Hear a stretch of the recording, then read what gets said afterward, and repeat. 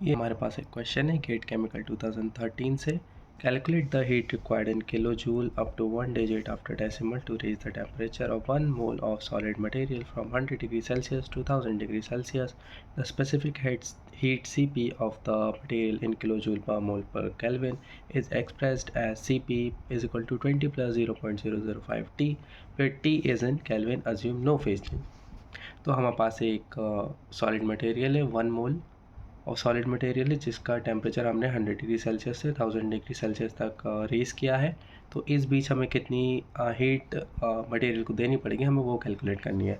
Question में हमें Cp दी गई है, हीट कैपेसिटी दी है, टेम्परेचर दिया है इनिशियल और फाइनल, 1 मोल ऑफ मटेरियल दिया है और हमें बोला गया है कि हमें कोई भी फेस चेंज को अज्यूम नहीं करना है। Assume no phase change.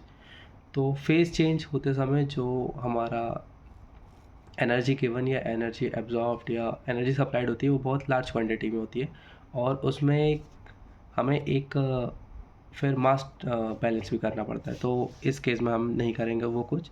तो हमें T1 दिया गया है 100 डिग्री सेल्सियस, T2 दिया गया है 1000 डिग्री सेल्सियस।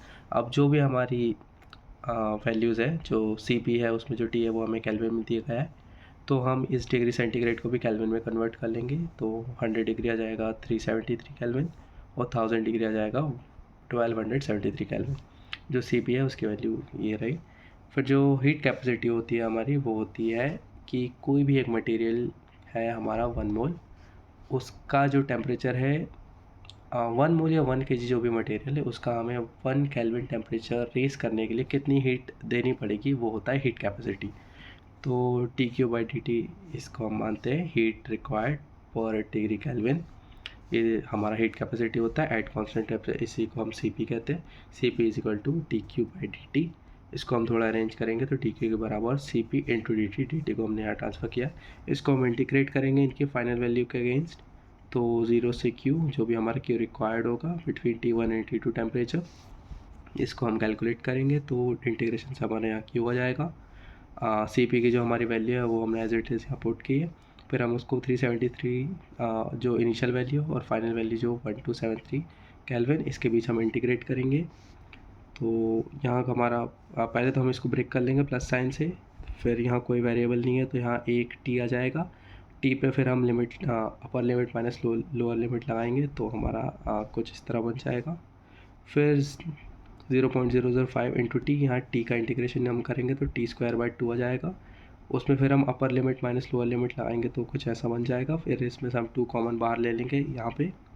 फिर हम इस इक्वेशन को कैलकुलेटर में कैलकुलेट करेंगे तो हमारा जो फाइनल आंसर आएगा वो है 21.7 किलो जूल। तो जो हमारा सॉलिड मटेरियल है 1 मोल, उसका हमें टेम्परेचर रेस करने के लिए 100 डिग्री सेल्सियस से 1000 डिग्री सेल्सियस तक जो एनर्जी रिक्वायर्ड होगी, जो हीट रिक्वायर्ड होगी वो है 21.7 किलो जूल। अब हमने जो ये फार्मूला यहाँ बनाया है इसमें हमने कहीं भी नंबर ऑफ़ मोल मेंशन नहीं किए। तो अगर नंबर ऑफ़ मोल 1 से ज़्यादा होते हैं तो आप नंबर ऑफ़ मोल से यहाँ कहीं भी मल्टीप्लाई कर सकते हैं। या नंबर ऑफ़ मोल 1 थे तो हमने मल्टीप्लाई नहीं किया। तो जो हमारा फाइनल आंसर है हमारा है 21.7 किलो जूल।